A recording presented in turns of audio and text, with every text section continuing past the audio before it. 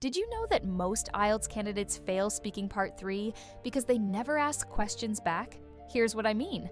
When the examiner asks something complex like, "How do you think technology will change education in the future?" most students just answer and stop, but native speakers naturally ask for clarification. They say things like, "Sorry, do you mean in school specifically?" Or, "Are we talking about university level or younger students?" This shows real interaction skills. Candidates who only answer sound robotic and lose crucial points for interactive communication.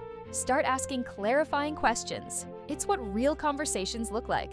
For more IELTS tips and full mock tests, visit QuizLounge.net/IELTS. Link in bio.